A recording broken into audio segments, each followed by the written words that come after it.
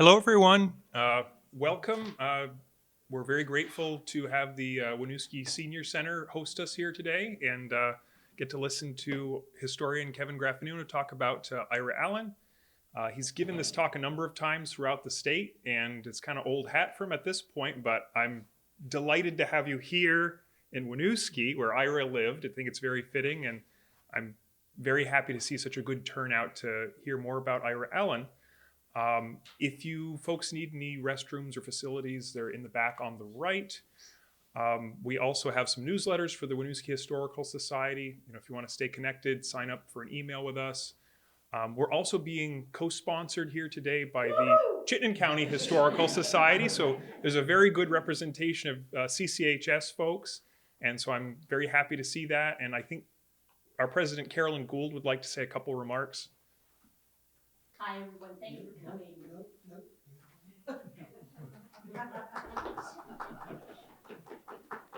Thank you for coming. I just wanted to say that this year is our 60th anniversary as a historical society. And we're going to have a party in July, probably, at the Ethan Allen Homestead Museum. And it's going to be family friendly, everybody from teeny tots to the elders. And we're going to make it interactive and historical. So I just, keep it in the back of your mind. If you have any interest in participating, stories, games, food, whatever, talk to me afterwards, because we want to have a good time and have a party and make history the fun it really is. Right? Okay. Joe, you want to introduce our speaker?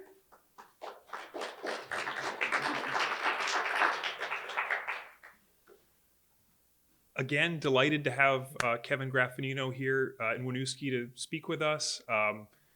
He was a fixture over at UVM in special collections for many, many years, and I'm sure the name is familiar to people. He authored a number of works about kind of the formative years of the state of Vermont.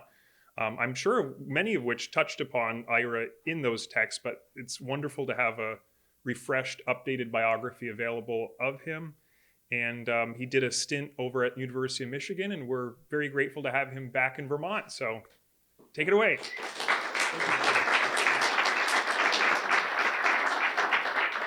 Thank you for coming out on a typical spring day in Vermont. 11 below out in Essex when we got up this morning. My brother in Florida likes to write to me about temperatures in January and February with considerable glee. It's been a while since I've spoken to the CCHS folks. I was your secretary in 1978 to 1980. I was 6 at the time. And I don't think I've ever spoken here in Winooski before. So as a Vermont speaker who's spoken in more than half the towns in the state, I go home with a little map and X off the new communities. And because I read that State Commissioner of Fish and Game, John Titcomb, in the early 20th century, claimed that he had spoken in every town in the state, which I find astonishing since many of the towns have no population or almost none. I've been taking a run at that for 45 years, and Lewis and Ferdinand haven't called, or Avery's Gore, but I'm working my way down the list. So, Ira Allen.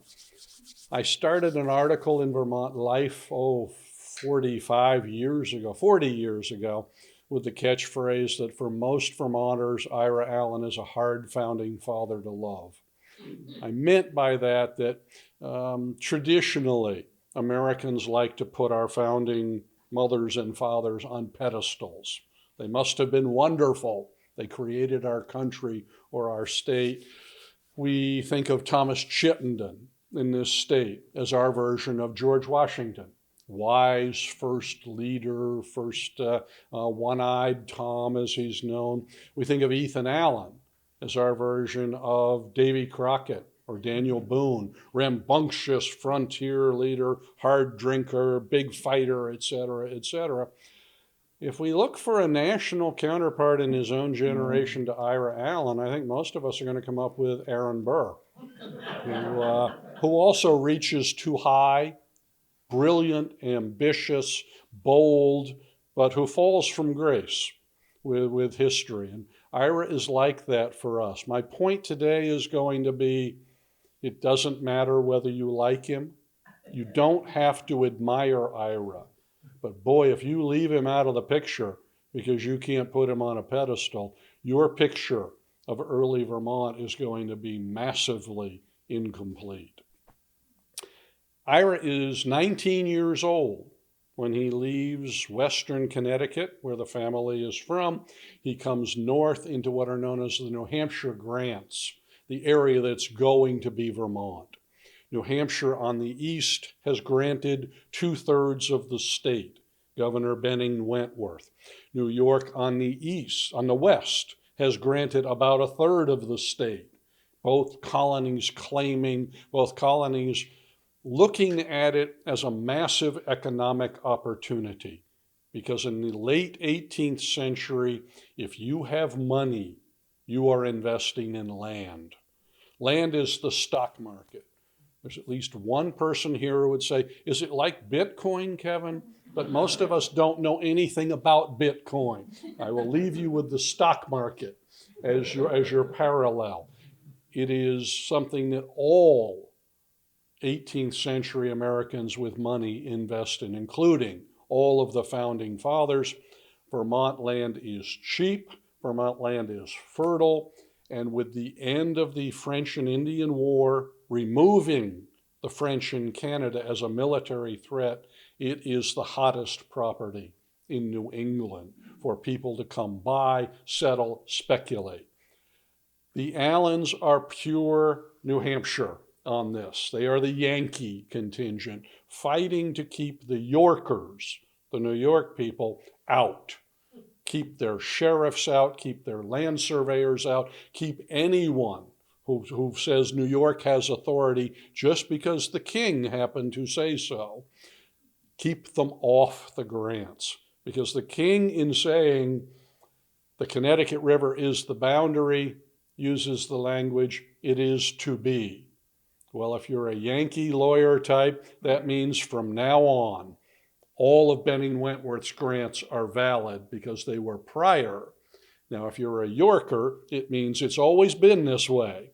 So the New Hampshire titles are not valid. This is the crux of Yankee versus Yorker in the Vermont territory in the 1760s and 70s.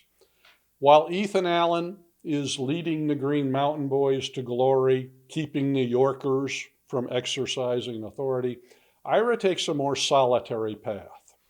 He looks around and he says, everybody who owns land up here lives south of here. They're in Massachusetts. They're in Connecticut. They've never been here.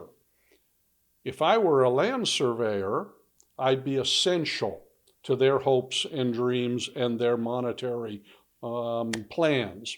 So he goes back to Connecticut in the winter, I think, of 71, 72. And he studies with a land surveyor for 3 whole weeks. And then he says, I am a master land surveyor. And I've known some land surveyors. They tell me it's a rather complicated practice and profession, even with 21st century technology, much less 18th century. They compare 3 weeks of practice or study and you're a master surveyor to 3 weeks at the UVM med school and you're a brain surgeon. But Ira is undaunted. The rest of his career, he's a master surveyor. In reality, he's a terrible land surveyor. His surveys are off by large distances. When he tells you where your farm is, it's somewhere in the neighborhood. But comes up. He gets commissions from the landowners to come up, survey my town, survey where my land lies. He gets an unparalleled knowledge of the good land in northern Vermont. From Rutland north, he knows the land better than anyone. And as a result, he begins to question the family's emphasis on what are today Rutland and Bennington counties. He says, that's not the future, boys. And he starts to take his commissions in land. He's acquiring land up here, up in the Winooski River Valley, in Franklin County and Chittenden County. And he goes back to southern New England, to Connecticut, in the winter of 72, 73, and he tells his family, gathers them and says, "You boys have it wrong." Now, Ira is the youngest Allen brother.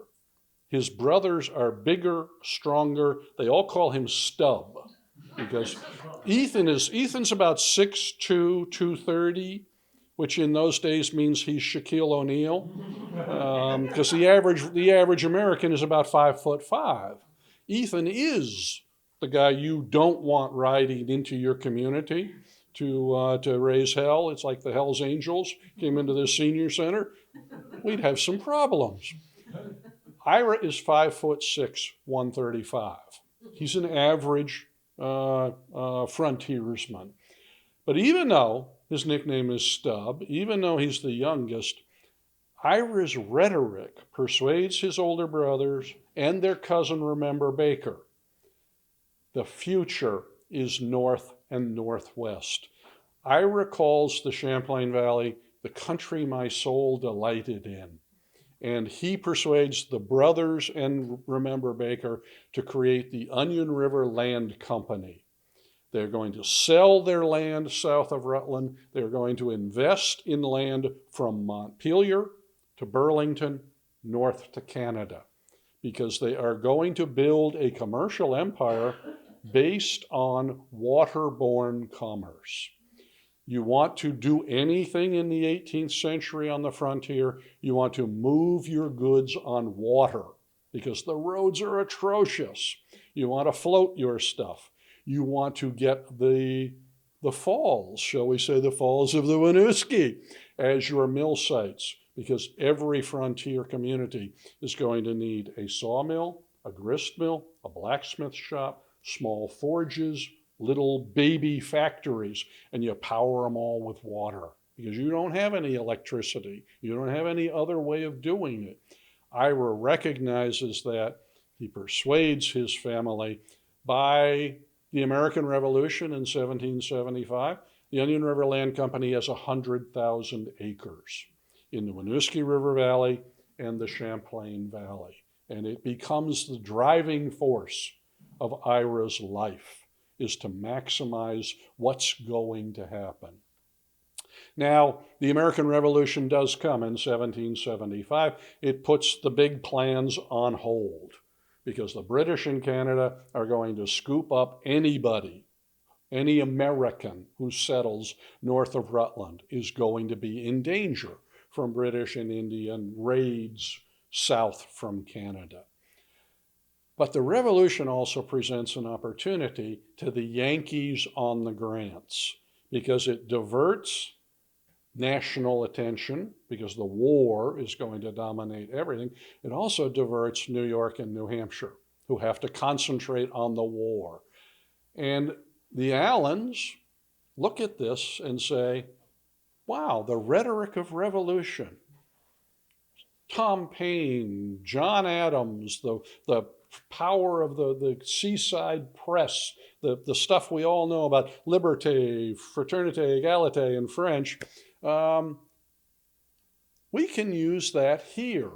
If the American colonies can break away from England and declare a new country, why can't we break away from New York and declare a new state? They take that seaboard rhetoric and suddenly Vermonters who had been loyal subjects of King George are now loyal Americans, and the Yorkers are the Tories. The Yorkers are aristocrats. We are brave yeoman farmers, yearning to breathe free. And it works. It's emotional. It's not really fact-driven. It's an orator standing up, follow me, boys. And the Allens become wonderfully proficient at it. First Ethan and then Ira use the printing press to turn out the stuff that wins more battles than the sword in any frontier. So Ethan logically would have been the leading Allen. in all of this. But Ethan goes and gets himself captured up at Montreal in September of 1775 in a massively bad idea to try to take the city away from the British military. He's going to spend the next 2.5 years in British prisons, first in England, then in New York. Heman Allen was always regarded as the dependable brother, the brother who might be a governor someday. He dies in 1778 of the after effects of sunstroke, they say, at the Battle of Bennington. He's gone. Levi Allen, who's a lovable ne'er-do-well. He's the most likable of the Allen brothers, but he is a constant screw-up, and he's a sometime Tory, so he can't lead the Allen family interests.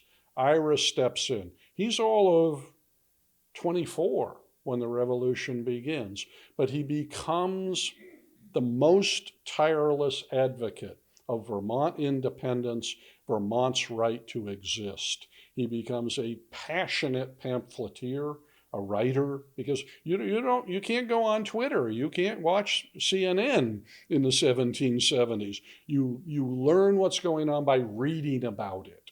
And Ira becomes a master at why Vermont should exist. He becomes the state treasurer. First state treasurer is Ira Allen, which means the finances of the state are in his saddlebags. He becomes the secretary to Governor Thomas Chittenden and the council. The council is really the forerunner to the state senate. It's an oligarchy of about a dozen men, many of them interrelated, who rule Vermont during the Revolution. He becomes the principal ambassador. And again, he's still in his 20s.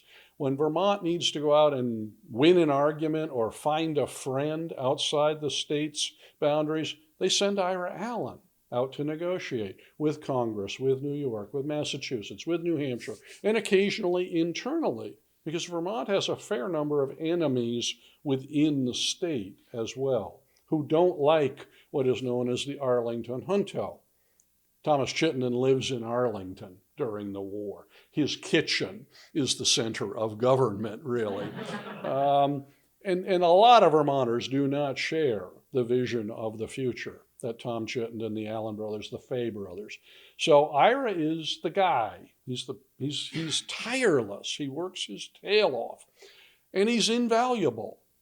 During the Burgoyne invasion of 1777, the British are sweeping south from Canada, the Champlain Valley. There is no hope for Vermont to oppose this, but we need some military. We don't have any money. We don't want to put up taxes because that will turn the population against us.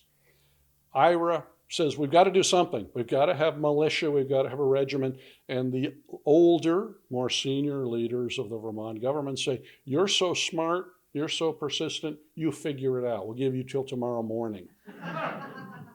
He says in his own autobiographical writings, I put myself in my room at the inn in the morning. I presented a plan. We will exile all Tories. All loyalists of Great Britain will be thrown out of the state. We will take their property and we will sell it. We will make money. We will pay for the regiment that we need to defend us. Well, Ira claims he invents this idea. Other states were doing it too. I don't think it was all me is quite accurate here. But it does give Vermont a revenue stream. It does let us get rid of loyalists. For the Chittenden faction, it's also quite valuable in that you can declare anybody who doesn't like you a loyalist and throw them out of Vermont and take their land. If you're Ira Allen, it's also quite a valuable way of acquiring more property. And Ira tells that the land is sold at what are called vendue sales or vendu sales by the sheriffs. And Ira tells this story about himself.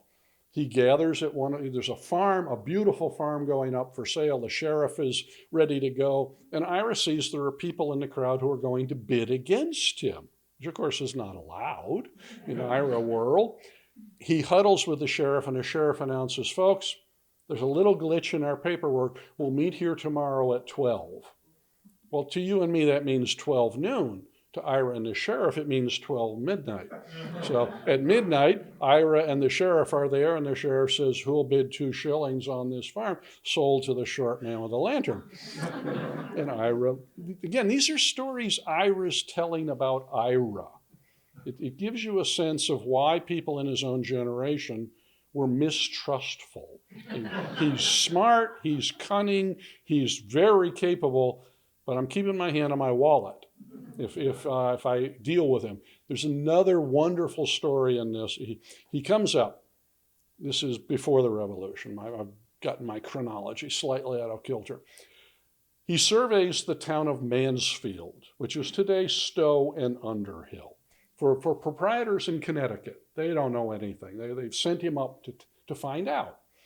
He says, oh gosh, what I own is the top of the mountain, which in a pre-ski-tow day, pre-tourist day, is not going to be very valuable for quite some time. He goes back and he tells the guys, I'll sell any land I own up there except my Mansfield land. And they said, really, why is that? And he says, because it is covered with valuable gumwood trees. Now, you don't know what a gumwood tree is. I don't know, and neither did they. And Ira says, well, the gumwood tree is it's a hardwood, and it's very much like the cherry tree, so it's quite valuable. Now, I've been on the top of Mount Mansfield.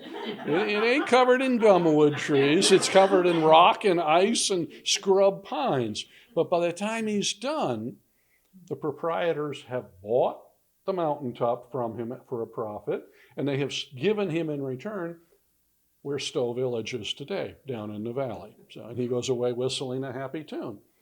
Again, you got to watch him, and they know it, and he knows it. The most important thing that Ira does as a public official, and there's no concern in this day that he's holding 3 or 4 elected offices.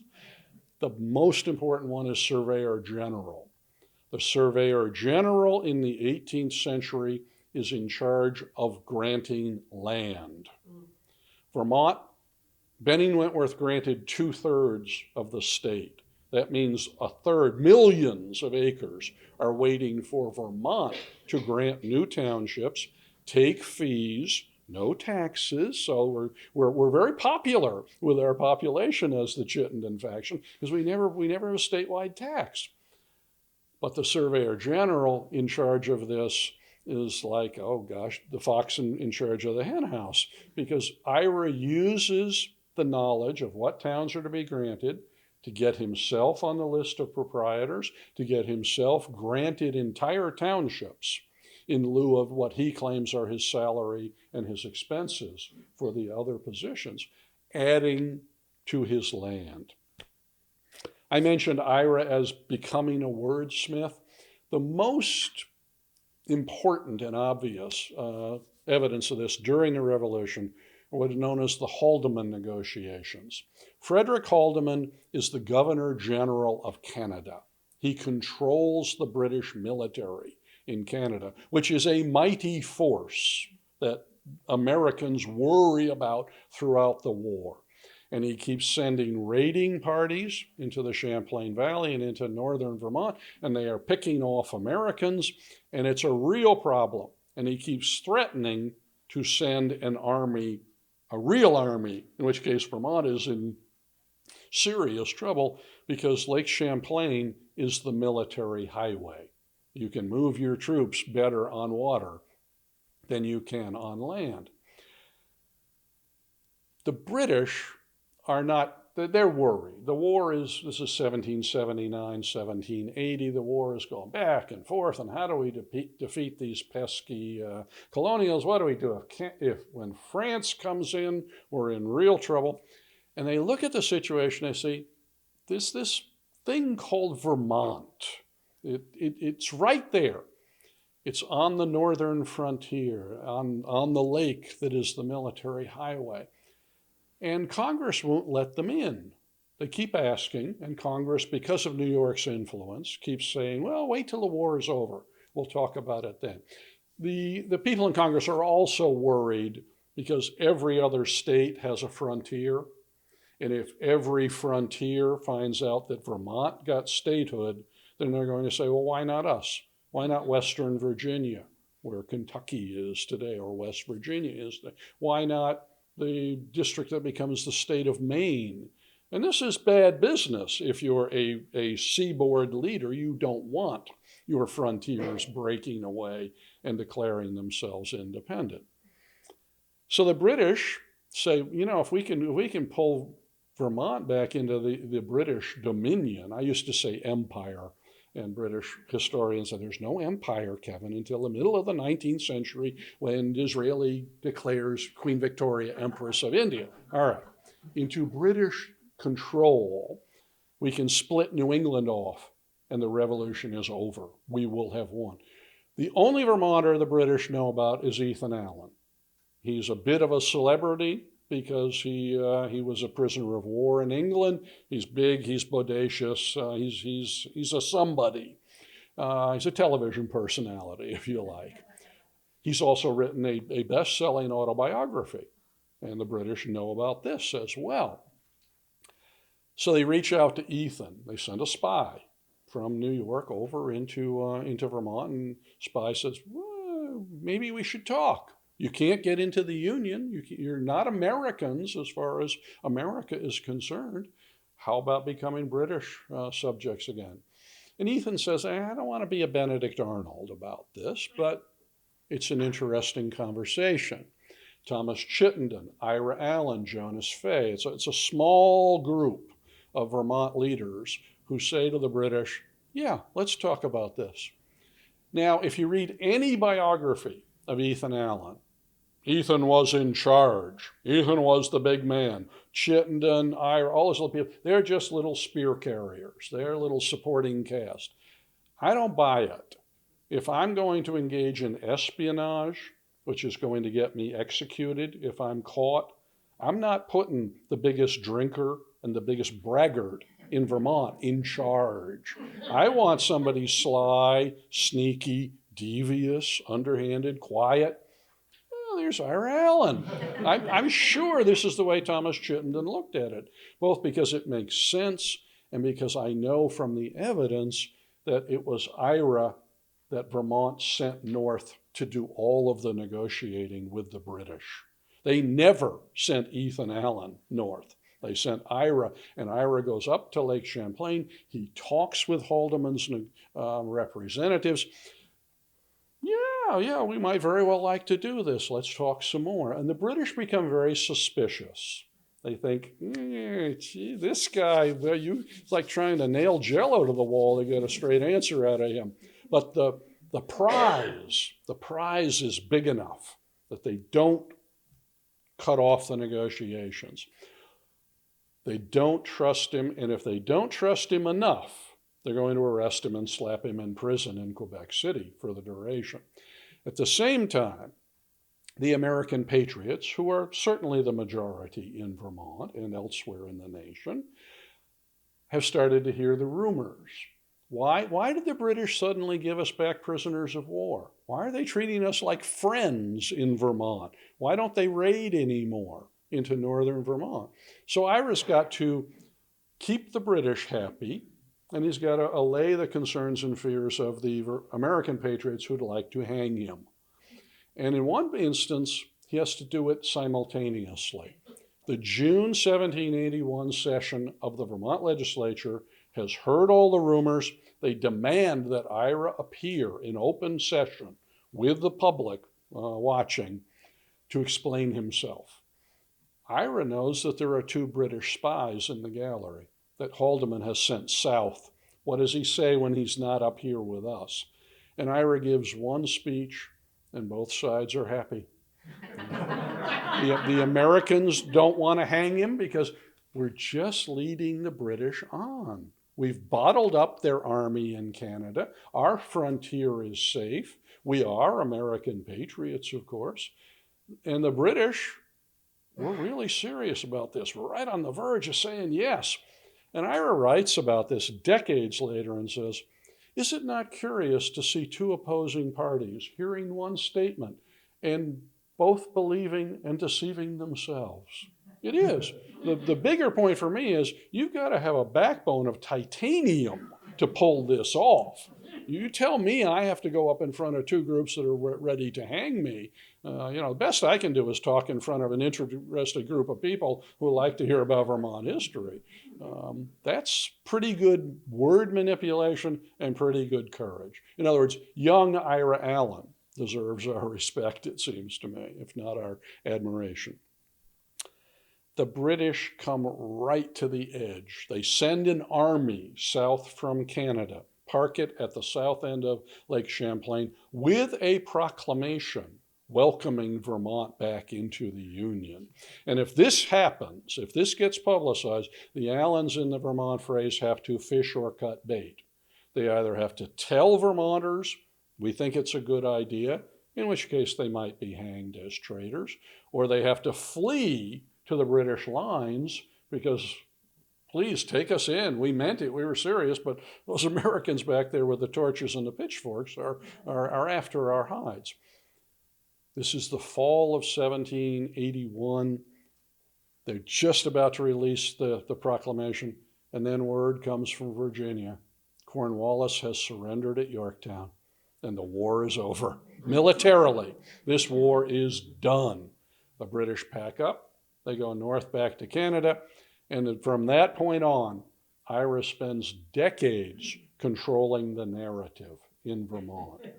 We did not mean it. We were patriots. We never would have gone through with it. We saved the American Revolution because we kept Haldeman's army bottled up in Canada.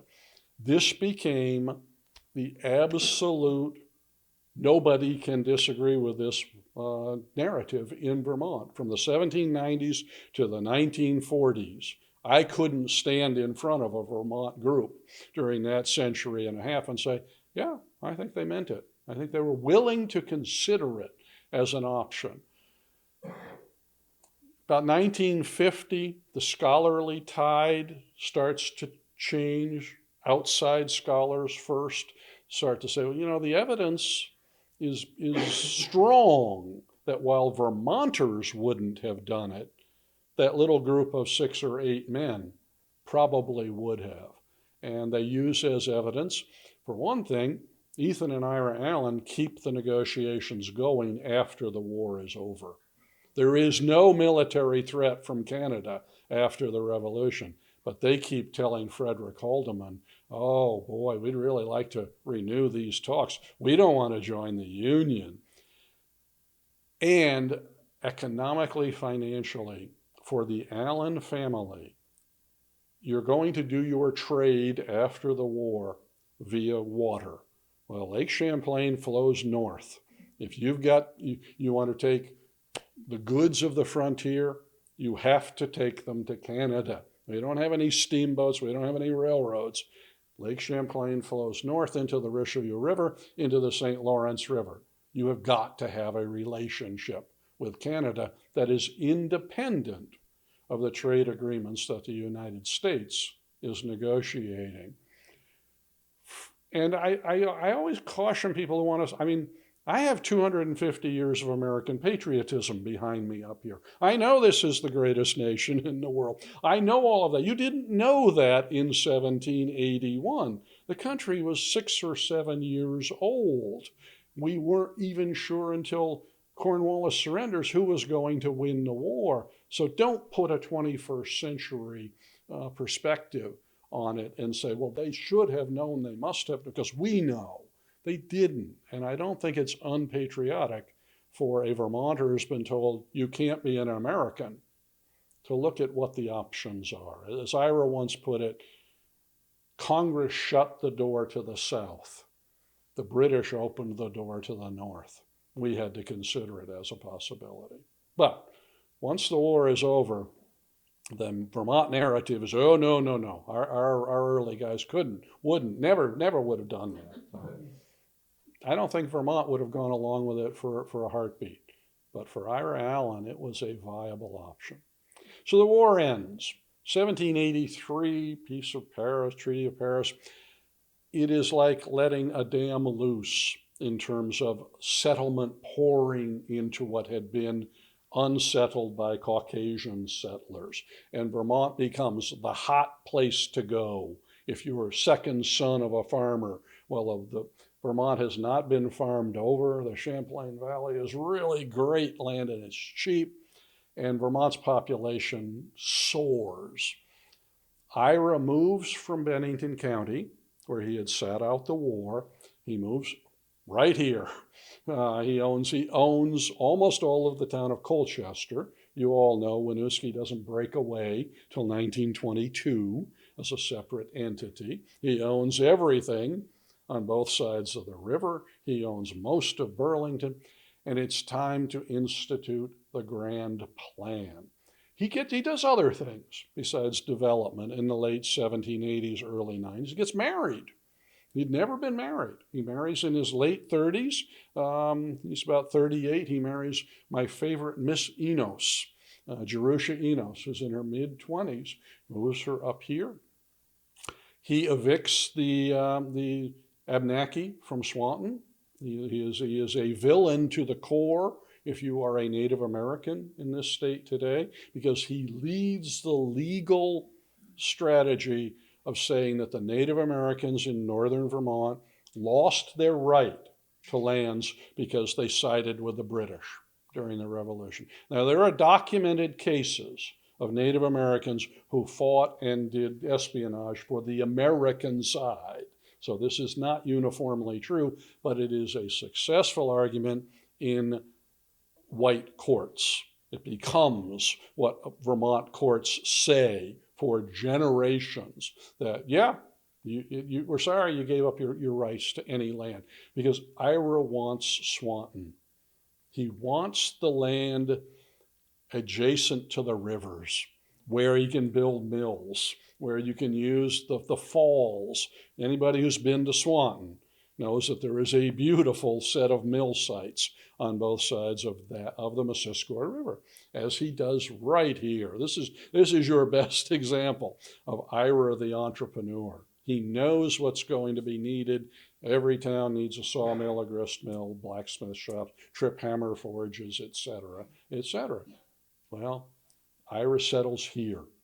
He settles, we think his house was where the Winooski block is. We're not 100% sure. In the big picture, it doesn't matter if it was 100 yards this way or that way. He builds dam. He has a ferry across the river because there's no bridge to get to and from Burlington. And the grand plan that he sets up with his brother Levi, the Tory, the ne'er-do-well, he's really a likable guy if you read his papers at UVM. Levi sets up at St. John up in Canada, sets up an outpost, a trading post. He'll be the British representative. Ira sets up here, and the plan is send lumber, potash, grain, beef, hogs north to Canada, where you'll have a market because a bigger population. You will bring back in the other direction the manufactured goods that frontier people want to have but cannot make. And you'll make a profit both ways. Ira is so sure of this, he also gets the University of Vermont. How many people here are UVM grads or employees or both? Okay, about half this room. My family has 8 UVM degrees. Leslie and I worked there for a total of 27 years. Every single day, you walk past Ira Allen Chapel on the northeast side of the green, and you walk past that statue, and it says Ira Allen, founder of Vermont, founder of this university. Neither is actually true. There's a backstory, and during Q&A you can ask me about this. Ira does not found the state of Vermont. In the fall of 1771, Vermont has joined the Union in March, 14th state, first addition to the 13 colonies. We all know this. Ends 14 years of independence. Everybody knows the legislature is going to charter a university in the fall because that's what new states should do. We're respectable. We should have a state prison. We should have a university. And there's competition. There are towns all over Vermont that put in bids for the university to be located there. Free land, free building materials, some money if they have any money. There's a bidding war in the summer of '91. Ira waits until the bidding war is over, and Rutland, Windsor, Woodstock, Williamstown, Bennington, etc., have all put in bids. The top bid is £400. It's a lot of money in 1791. Ira says, just adds a zero. Says, I'll do 4,000. And bidding war is over, and he says, I'm only doing it if the university is on the hill in Burlington, most of which he owns. And he gives the land.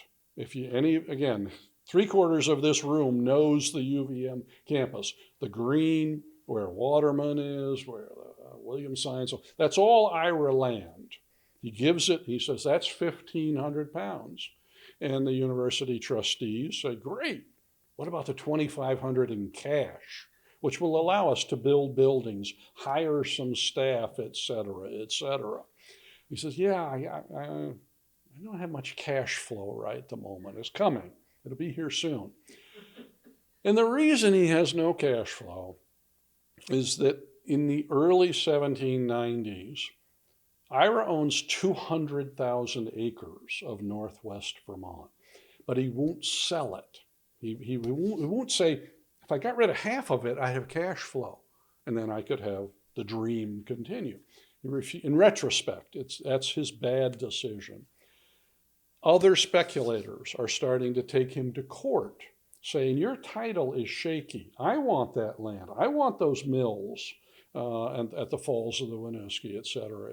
His own nieces begin to go to court against him because his brothers in the Onion River Land Company have died.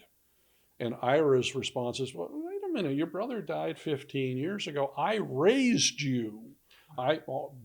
Your brother's share was all used up. Food, clothing, education, et cetera. Their husbands don't think much of this argument and continue fighting. Most of his opponents turn out to be considerably better connected, considerably more legally astute than the Swanton Abnaki, who were simply shunted out. And the plan falters on 3 principal impediments. Because Vermont is in the Union now, you cannot have a separate Vermont and Quebec trade agreement. We have to go by what? So we float our goods on these big timber rafts up to the Canadian border, and sometimes the British officials there let you in. Sometimes they tell you the fee is XYZ, and sometimes just for the fun of it, they throw all your goods off the raft into the water. So it's tough to be consistent in your business with a foreign country when that's the attitude. The Richelieu has rapids. It has rapids when the water's high, it has shallows when the water is low, and your rafts either get hung up or broken up. So consistency, again, of sending things north is a real problem.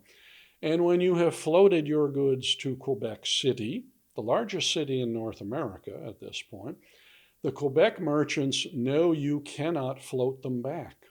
They have you by various body parts. And Ira's letters are full of denunciations of those nasty, foul Quebec merchants who are offering me 2 cents on the dollar for my goods. I don't have a choice. I can't float them back against the current, and I don't have a ship, so I can't take them to England. So by the mid-1790s, Ira is drowning in red ink. He doesn't have cash flow. His business with Canada is not profitable, and he's in real trouble. But Ira has a plan. And that's one of the things I really admire about him is the boundless optimism, and there's always a plan to advance the grand dream. In December of 1795, Ira goes to Boston. He mortgages much of his Champlain Valley land. It's $30,000, which is a lot of money. He puts it in gold in the bottom of a trunk. He gets on a ship and he goes to England. And he goes to London and he asks to see the colonial secretary and anybody else who's a high decision maker, because he says, here's what we'll do. We will build a ship canal around the pesky parts of the Richelieu. We will connect Lake Champlain directly to the St. Lawrence River and directly to England. I will take ships, and you will take ships, and we will make Burlington a seaport. If we do this, Canada will prosper.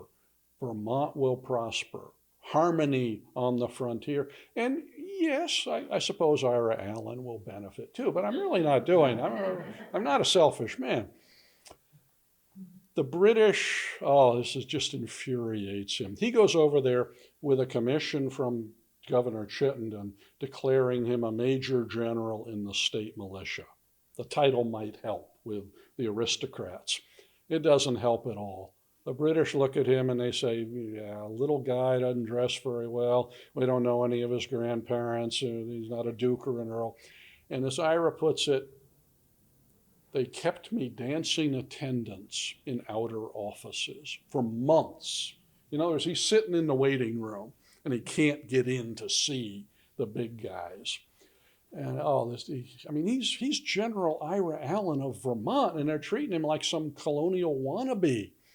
Finally, he gets in for a meeting, and the undersecretary of something or other says, yeah, it's not a bad idea.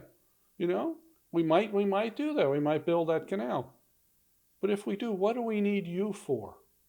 And this, again, further enraging him. Now, you or I would have packed our stuff. We'd have come back across the Atlantic. We'd have tried to salvage something. Not Ira. There's another thing I like about Ira. If plan A doesn't work, there's always plan B, which is a directly opposite way of getting to the same goal. So if you can't deal with England in 1796, what do? Clear as can be. You cross the English Channel, you go to France, England's most hated enemy, and you go to Paris. And you tell the ruling directory, which has executed most of the aristocrats, king, queen, etc., guillotine being in constant use. He says, you guys are talking a lot about liberté, égalité, fraternité, exporting democratic revolution, no more aristocracy. Look across the Atlantic. The French-Canadian majority in Canada is yearning to breathe free. Your brethren have the boot of British tyranny on their necks. We must liberate them. We need to take Canada away from England. They took it from you after the French and Indian War. Let's get it back. If we do, maybe we should build a ship canal around that pesky part. And Burlington will become a seaport trading directly with France. France will prosper. The French Canadians will be free.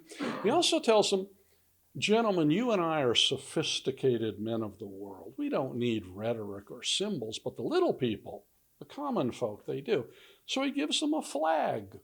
He says, this will be our flag because we are going to declare a democratic republic. And we're going to call it United Columbia. And our flag will be horizontal stripes, red, white, blue, and green. The colors of the French tricorn, the colors of the United States, and green for Vermont. The flag is still in the French archives. And the directory buys it. They really are serious about exporting revolution. They really believe in no more kings. And they have tens of thousands of guns that they've captured from other countries. Now, not everybody didn't carry an AK-47 back then. There's no interchangeable parts. An Austrian gun doesn't match up with a French gun, etc. So the guns are free in Canada's eyes. And Ira has said, you give me 20,000 muskets, maybe 24 cannon, and 3,000 French troops. I'll recruit 10,000 Green Mountain Boys and the like. We will sweep through the weak British garrisons in Canada. Britain is not really defending Canada against the United States. And the Directory says, yes, we'll do this. They give Ira the guns. They give him paperwork saying he bought them. He never paid a nickel for them. But they give him, it's meant to, in case there's any trouble, this is your paperwork. He puts them on, this is irony that I love. He puts them on an American ship, a gun-running vessel called the Olive Branch.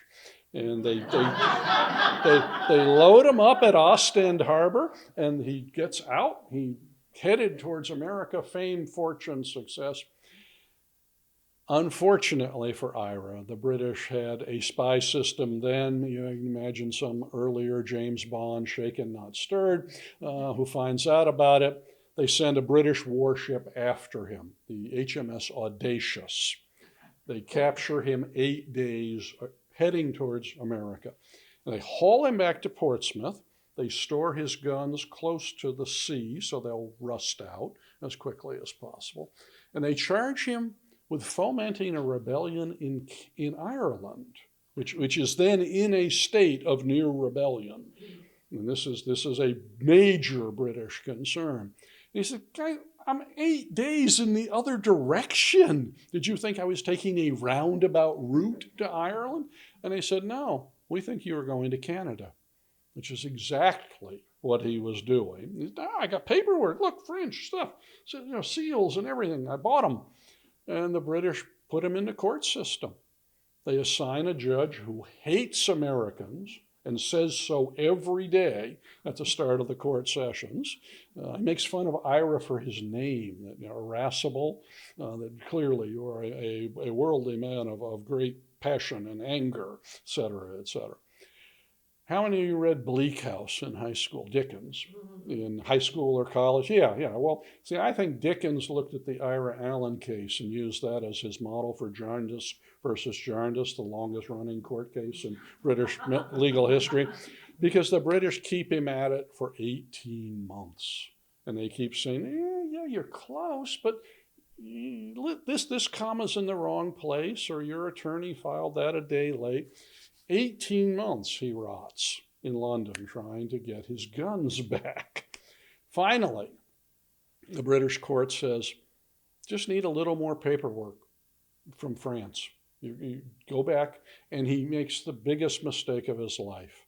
He goes back across the English Channel to France, thinking his friends in the Directory will help him again, not realizing that the French wheel of fortune has turned several times.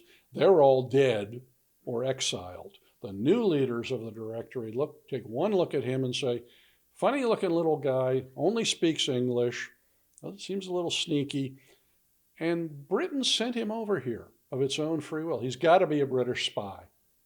So they throw him in prison. They don't charge him with anything. They just put him in prison in Paris. And in those days, in French prisons, if you don't pay for your food, you don't eat. So he lives on handouts from Americans like Joel Barlow and others who are in Paris for diplomatic or economic reasons.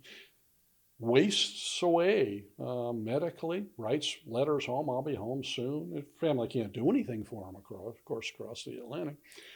A year goes by, and the French let him out. They don't tell him why. They don't tell him why they arrest him. They don't tell him why they let him out. Why we need space in the prison, get out. Takes him another year to get passport approval to leave France for America and to regain his health. So he thinks he'll survive the voyage. He lands in Philadelphia in January of 1801. He left in December of 1796. He gets back to Champlain Valley, Jerusha, the kids, etc. In the spring of 1801. He's been gone for 5.5 years. He thought he would be gone 7 or 8 months. He gets back, and the entire empire is in ruins. The court cases have stolen his land. There are debtors by the hundreds claiming that he owes them money. Levi has died died in debtor's prison in Burlington. Was buried in the prison yard. Because in those days, if you die in debtor's prison and your family comes and gets you, your family is liable for the debts. So they just plant poor Levi in an unmarked grave somewhere. I think the YMCA building, and the old one in Burlington, might be sitting on top of poor Levi. Ira is in serious trouble. He gets the legislature to grant him 1 year of immunity from imprisonment for debt. Because in those days, if your creditor has clout, he can find a judge who will throw you in prison until you can pay your debt, which you can't do while you're in prison. It's a nasty circle. Fights for a year, tries every gambit he can come up with. It doesn't work. He asks for a second year, and the legislature says no. You're not getting anywhere. Just work it out, but no more immunity. Ira calls his biggest creditors, many of whom are Burlingtonians, says, "Party at my house by the falls here in Winooski," approximately where the Winooski block is. Come, and all your claims will be satisfied.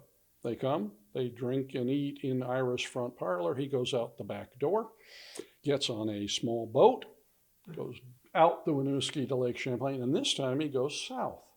And he goes all the way to Kentucky because Matthew Lyon, former proprietor of Fairhaven, former congressman, a person of stature here and in Kentucky, about to be elected to Congress from Kentucky as well. There's a loophole in the federal bankruptcy law which says if one person of good standing will tell a judge that nobody has a claim of $50 against you, you can be immune from imprisonment for debt. You have federal protection. Well, there must have been 500 people in Vermont who had claims of $50 against Ira, and Matthew Lyon knew it, but it's in Kentucky, and nobody's going to get him in trouble. So he goes in front of the judge, perjures himself, and says, yeah. And the judge says, fine, Mr. Allen, you're immune from prosecution for debt. Lyon tells the judge, I think all Ira Allen owns is his horse and saddle. Okay. And no creditors that I'm aware of. But Ira knows that won't save him in Vermont. He may save him in Virginia. It may save him in Delaware. But if he comes back here, his creditors will find a judge or two who will toss him back in prison. He goes to Philadelphia. He spends the last decade of his life there. He writes constantly about publishing, pamphlets, books. Somebody owes me. The olive branch affair was a good idea. It went bad. England owes me. France owes me. The United States owes me. Somebody needs to pay me off. He lives in poverty. He writes back to Jerusha and says, I found an old French priest to be the tutor to our children. Bring them, and then we'll put them in this school outside of it. She never responds as far as we can tell. There's no evidence that she wrote him a letter. She certainly does not leave. She keeps the house here. And my guess is after 5 years, she'd learned to live without him. And she said, I am not chasing your wild dreams down to Pennsylvania. The only one who tries to help him is his nephew Heman, who's later a congressman. And then his health declines, it's bad. The publications get more and more irrational and more ridiculous and to an objective observer. And then in the last year of his life, Ira is reborn, living in a seedy boarding house, and a bunch of Spanish American mercenaries come to Philadelphia looking for money and support. They plan to take northern Mexico, what is today Texas, away from Spain. This is 1813. And Ira says, hey, guys, Do I know revolution? I led the revolution in Vermont, and we did pretty well. We got to be our own state. I had a great one planned in Canada till those nasty Brits captured me and took my guns away. You guys raise your money, get your army together down south, go into northern Mexico. I will be your American ambassador. When you declare your new country, I will be your ambassador. Well, let's see, this would be the Madison administration. And let me give you one crucial piece of advice. Take a printer and a printing press with you, because you are going to win more battles with pamphlets and broadsides and publications. You will win the hearts of the people, and it will do more for you than pitched battles. And he finds them a New England printer who does go with the expedition and who does the first printing in what becomes the state of Texas. It's known as the Gutierrez de Lara expedition. It's an utter failure. It has no prayer. It's 20 plus years before Jim Bowie and the Alamo and all that good stuff. It just falls apart. I think it's good that Ira doesn't find out. He dies in January of 1814, still in hope. He still believes that something good is about to happen. He dies of what the attending physician calls retrocedent gout. My way of putting it is he wore out. The time in French prison had debilitated him. He had horrible finances for the last decade. He's 62 years old. January 14th, I think, 1814. I've looked for 40 years, and I have found one mention of his death in Vermont.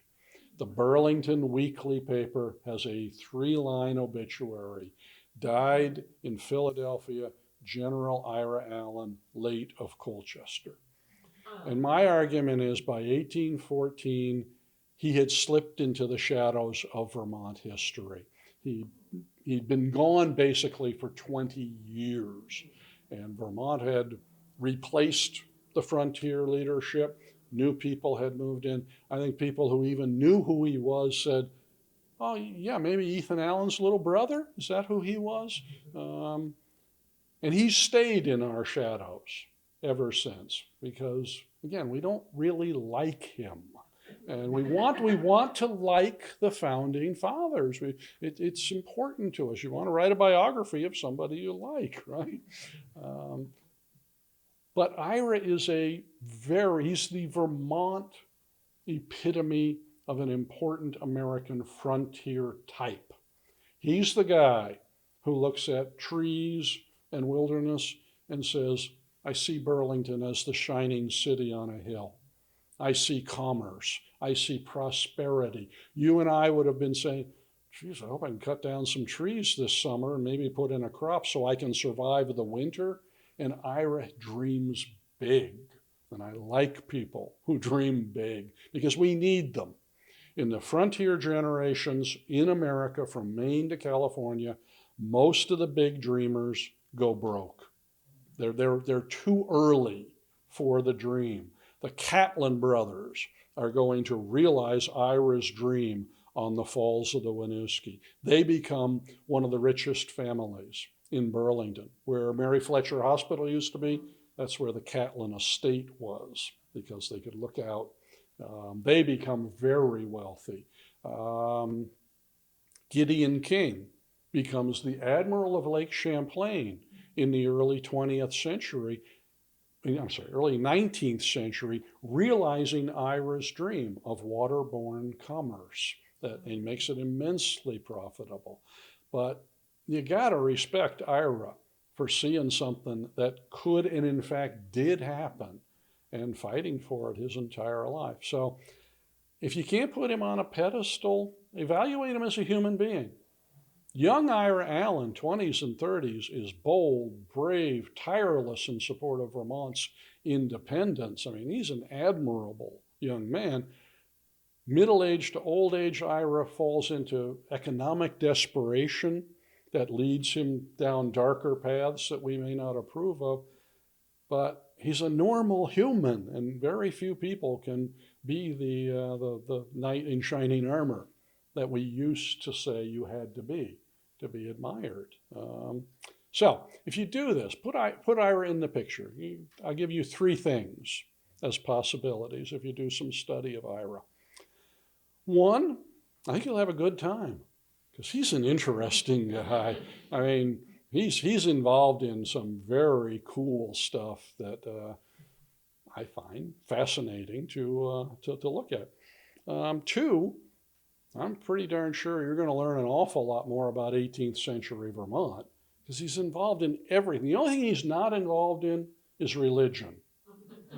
There's no evidence that Ira Allen ever belonged to a church or ever had a religious conviction of established religion. He wasn't a Congregationalist, wasn't a Baptist, etc. But everything else, he's got his finger in. So you'll know a lot more about Vermont if you got Ira Allen in your picture. And 3, I am absolutely sure that whether Ira Allen's watching you from up there or down there, he's going to like the attention. Thank you.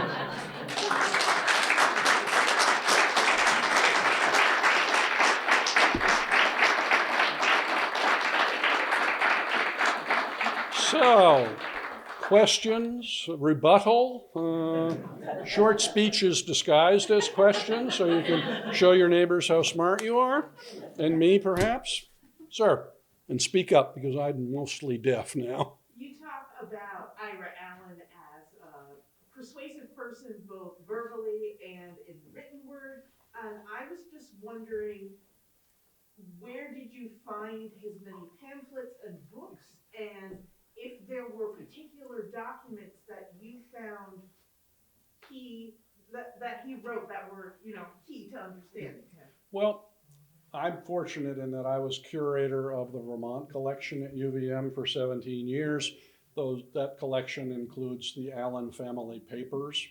It also includes every shred of printed material that Ethan or Ira Allen wrote. So when I wasn't forced to do pesky things like answer reference questions, I got to play with the collections. Anyone who wants to study early Vermont, 3 miles away, is the greatest collection in existence of paper sources on early Vermont history. I think a corollary to your question is, where the heck did the Allens learn to do this? Because they only made it through what we might consider high school. Ethan trains to go to Yale, but his dad dies, so he never makes it. And the thought of Ethan at stodgy Congregational Yale in the 1750s just astonishes me. But Ira never goes to college, but he becomes a good, persuasive writer. He appeals well to our hearts. When the Allen brothers get going on New Hampshire title, New York title, they will quote, but just as often misquote Blackstone, Pufendorf, Locke, any other authority. It's when they let go of the legal, dry, dusty stuff and start pitching it to your heart that they're really effective. They're Patrick Henry. They're Thomas Paine on a frontier. And they are the best examples I know of the power of the printing press on the early American frontier. Everybody who's written about the propaganda of the Revolution, Bernard Bailyn, writes about Boston, New York, Philadelphia. They don't write about those presses that made it into the mountain regions. And the Allens are really, really good at this. So if you want to study the Allens, you can spend the next 10 years at Special Collections at UVM because it's an extraordinary collection. Yes, sir. So you mentioned his speech at the legislature when he managed to go through the aisles and yell. But you didn't say anything about what he said. I assume all those words are written down somewhere. They're not. No, there's no. The only evidence we have for it is a paragraph or two in one of Ira's books saying, I did this. bragging about himself, but we do not know what he said. We know he gave the speech, and then he met that evening with the British spies, 1-on-2. And yeah, I wish I did know, but he was a guy that nobody ever placed full faith in because they couldn't pin him down. And I like Levi. One of the reasons I like Levi is because the Allen family papers at UVM include lots of letters Levi wrote home when he was traveling on business to his wife Nancy. And he pours his heart out. The sun, the moon, the stars do not shine as bright when we're not together. I can barely breathe when I'm not in your presence. And Ira signs his letters to Jerusha, your friend Ira Allen. I'm more romantic than that. So Levi is likable, but he continually tripping over his own feet. And his dreams are big as well, but he never comes close to. There's another good article or two waiting to be written about Heman Allen as the Allen who, had he lived, might have been the best of them, and Levi as this fascinating guy who never is able to pull it together to become even remotely successful. Joe. What sparked James Wilbur's interest in actually Aha. putting him on a pedestal? So this is the backstory that I mentioned about the statue in Ira Allen Chapel. James Wilbur was a wealthy, he had been a banker, he'd been a rancher. He made his money out west, in Colorado in particular. 19-teens, he retires to Manchester. And any of you who know the Wilburton Inn down in Manchester, that was his house, about the size of St. Stephen's Church next to us. And we don't know why, but Wilbur decided that he wanted to study early Vermont history. He wanted to collect early Vermont history. And in particular, he wanted to rescue Ira Allen from oblivion. And he publishes a fat 800-page, 2-volume biography of Ira in 1928. Ira Allen, founder of Vermont. It's a boxed set. It's very good on what did Ira do, where was Ira. It's factually very valuable. Where I part ways with Wilbur is that it is adoring. It has no critical, scholarly way of looking. Ira is the spotless hero, and it fails for me as a result. It's also unreadable in that it's boring as hell as text goes. Wilbur was not a writer. He knew that. He actually got a professor at UVM, an English professor, to help him, but it must have been a lugubrious task for the professor.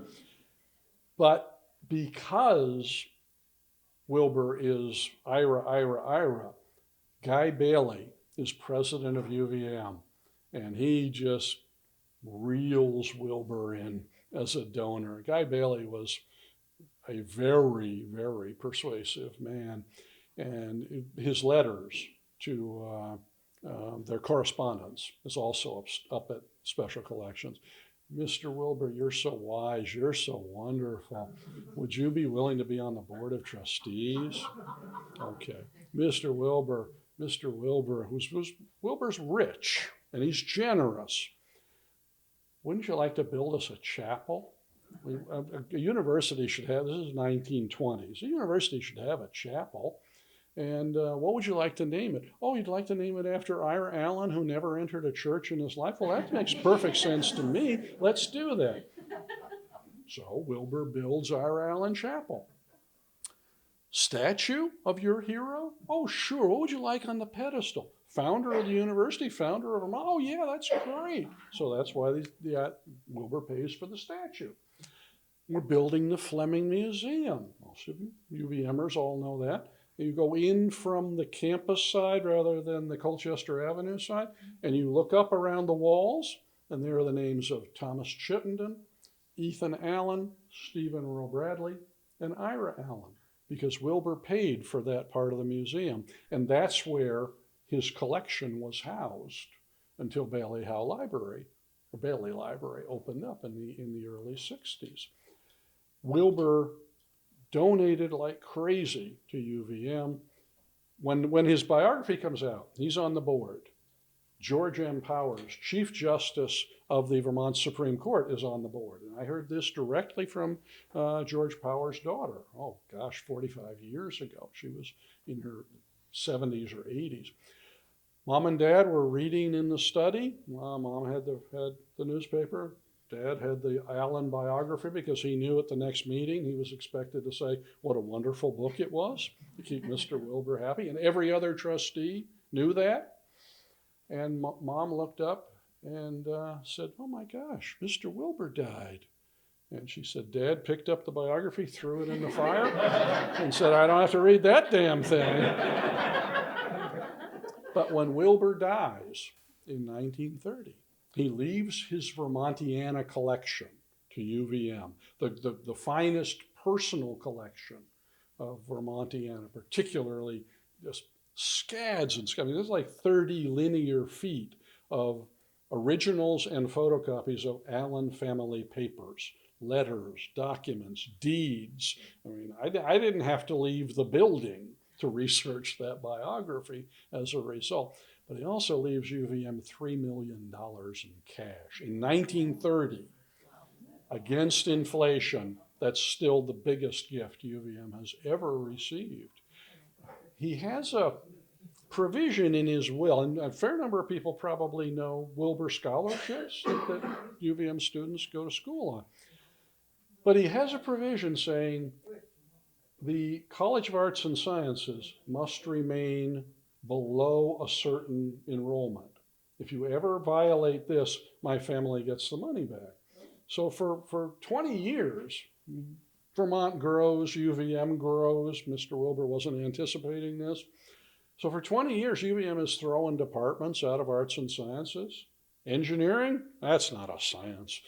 To keep the enrollment low. And finally, the university gets Warren Robinson Austin, first ambassador to the United Nations, a Vermont senator from St. Albans, and a UVM graduate. They go to him, and he says, "I got a judge we can go to." They go to the judge, and the judge says, "Mr. Wilbur would have understood." Because the family had sued. The family saw it was going to I want my $3 million back. I don't think Mr. Wilbur would have understood. I knew a couple of people who knew him when they were young and he was old. I said, boy, he was aristocratic and patrician. He knew everything. He was a very difficult human being to deal with. But Robinson and the helpful judge saved UVM from having to give back the money with interest. Would probably, I don't know, in the 50s, probably would have been $25-30 million. So the money is still there. And the Wilbur, I was curator of the Wilbur collection. And they've changed the name now. They just call it the Vermont Research Collection. That's too bad. I think he did an honorable, wonderful, generous thing. Leave his name on it. He deserved that. But I think it's now the Vermont Research Collection. Another question on that, related to Wilbur. Yep. Do you know what the purpose was of those portraits? Because there's a number of those that have showed up, and actually that was the Winooski Historical Society's first object. We were given one of those. This portrait was commissioned by James B. Wilbur.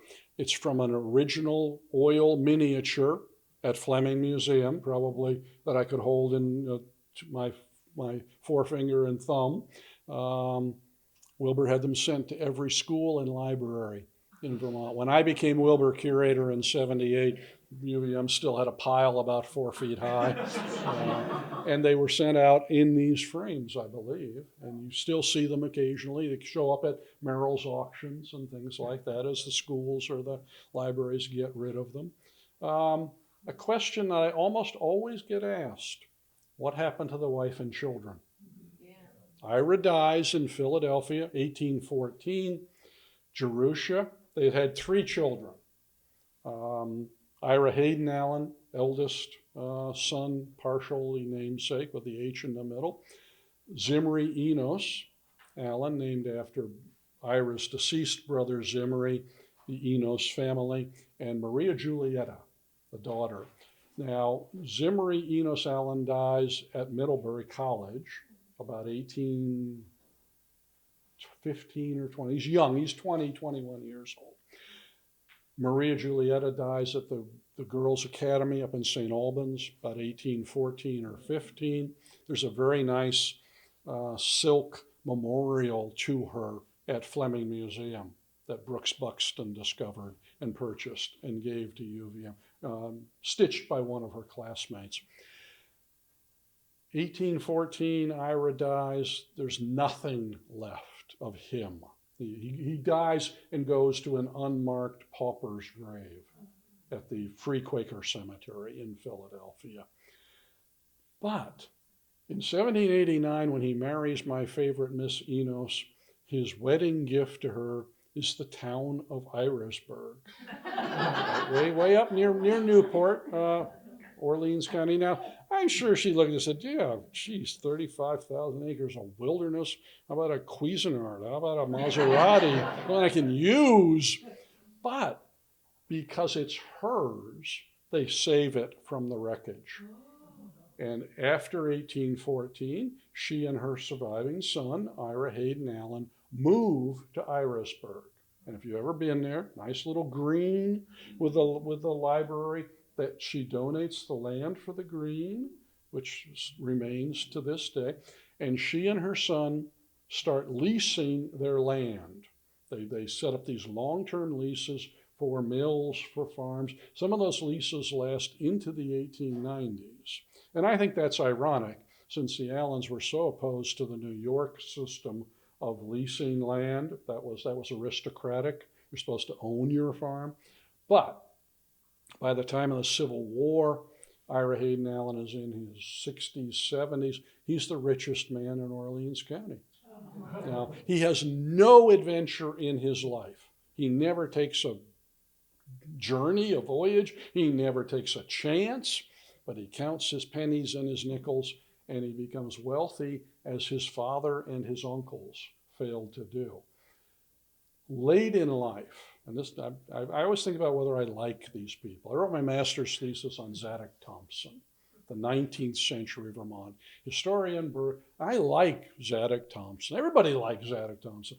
He died, and all the stores in downtown Burlington closed for the day, so everybody could go to the funerals. He was admired. Ira Hayden Allen is rich. This is the 1850s. Henry Stevens is the first president of the Vermont Historical Society, and he finds out that Ethan's son is living in poverty in Michigan. He's an old man. And Henry Stevens comes up with a great idea. Let's buy him a Vermont farm and bring him home. He can live out his days here in the Green Mountains. Stevens, a smart guy, he turns to Ira Hayden Allen, who's the richest Allen. And he says, this is your first cousin. You played with him when you were kids together in Chittenden County. How'd you like to help? And Ira writes him the coldest letter you could imagine. You see, it's in the Stevens family papers at UVM. Yeah, we were pals. We were boyhood friends. But so what? I don't owe him anything. I'm not putting a nickel into this. And I thought, there's an Allen I really don't like. I mean, he could have bought him the farm with a change from the cushions of his couch. And I just, so the plan dies. I'm sure for Stevens, that was it. This was my big donor, and he stiffed us. Yes, ma'am. What happened to Jerusha, especially in that 5 years? How did she maintain a house while there were these creditors? Well, I think they're able to. Her nephew Heman helps her with. He becomes sort of the manager of much of the property. They're able to keep enough of it to keep the wolf from the door. There's no riches, but they're able to hang on to some things, enough to keep a small household together, and so that they're not starving to death. And she had family as well. Her father was a Revolutionary War general, and she had siblings. So there was a network around her. But she lives until, oh gosh, about 1835. She's 15, 18 years younger than Ira, and she outlives him by 20 years. And there's a nice monument to the Allen family in Irasburg. Now, people sometimes ask me, so where is Ira buried? And I told you he went to the Free Quaker Cemetery. In the 1890s, Vermont sends a delegation down to find Ira's grave, and they can't. The Free Quaker Cemetery has been overrun with weeds. The headstones are knocked over. They can't find any evidence. And then shortly after that, people say that's really valuable downtown real estate. So they dig up all the graves and they transport all the bones as a group out to Audubon, Pennsylvania. If you've ever been to the John James Audubon estate outside of Pennsylvania, outside of Philadelphia, you're right there because they put all of the bones in the grave. They put up a fence. And in 1992, I think it was, Vermonters went down and put up a highway marker for Ira Allen's grave. And Pennsylvania let us do it in Vermont green and gold instead of Pennsylvania blue and white. If you drive through Pennsylvania, their highway markers are blue. So I thought that was kind of cool. And then probably a good 30 years ago, Vince Illuzzi, the senator from the Northeast Kingdom, said, I know what we'll do. We'll do DNA testing on all those bones till we find Ira's skeleton. And then we'll move them back and we'll have a ceremony. And somebody pointed out to Vince that this was probably in the $20 to $30 million range. The idea died. It didn't make it out of committee. So, it's like Christopher Wren. If you would see his monument look around you, well, look at UVM, look at the Burlington as a city on a hill. Without Ira, some of Burlington, for all I know, UVM would be down in Bennington or Rutland or somewhere. So there are some monuments, and there's the statue on the green, and the Ethan Monument in Greenmount Cemetery, the big tall column. They're not really sure that Ethan is under it, because when they decided to place it, all they had for evidence was two old men who said they had been at Ethan's funeral as boys, and that they recalled it's over there somewhere. And when we were kids, we would sit with our back against a big pine tree about here, and if you could spit as far as Ethan Allen's grave, you were a really champion spitter. Well, so Ethan's somewhere over there, and there's a little plinth, much smaller, for Ira and a couple of the other Allens individually as well. So worth a summer trip. I don't think I'd do it in January. If you have time, there was a little letter hand up back here that I don't know if she still has a question. Madam. I was just wondering, while Ira was going through all these travails and turmoil, where was Ethan? Were they close? Did they have a relationship? Ethan dies in 1789. So when Ira's real troubles hit, Ethan has passed away. Most of you probably know the story. Ethan goes up to the islands to get hay on a cold February. He's bringing the hay back from the islands, has a stroke, and dies the next day. And he's laid out at Ira's house, so a few hundred yards from here. And then they have a procession that goes up the hill to Green Mountain Cemetery. They supposedly pause every 10 steps so that the honor guard can fire off a volley. And supposedly lots and lots and lots of people attend. I've seen numbers as high as 10,000. Well, the population of Chittenden County wasn't 10,000 people. That one, I think, is a little bit of an exaggeration. So they were moderately close. Ethan is the big brother. He's 14 years older. He's the big, bold, audacious brother. And Ira is the competent, much younger, much smaller, much quieter guy. So, yeah, Ira builds Ethan's house out at the Intervale. Ethan sends him the dimensions, and Ira has it built for him. So Yeah, I think they were moderately close. And the siblings are shrinking because Heman has died and Heber dies young as well. Ira is the last surviving brother. He outlives his other brothers by about, well, he outlives Levi by 13 years. So none of them makes it to ancient status for 18th century. So, and Jerry, you had it. Yeah, Ira adopted one of his brother's sons, He adopts Heman. Heber. Heber's son, Heman, is the name of the nephew. Yeah. And Heman, the nephew, is the one who goes to Philadelphia, who helps Jerusha.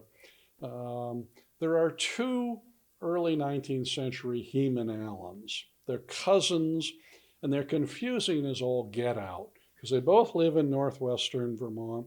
They're both, one of them is minister to Chile, and his name is known as Chili Allen. The other is a congressman, and one lives in Milton. I forget where the other one lives, but they're confusing as all get out. When you don't let people name people the same thing in your families. This is my advice to you.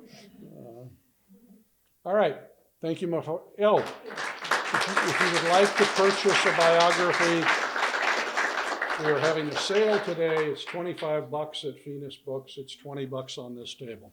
And you can get an autograph. Yeah, you get an autograph Thank too. you, Kevin. Thanks, Outstanding Jeff. presentation. I hope you all pick up a copy.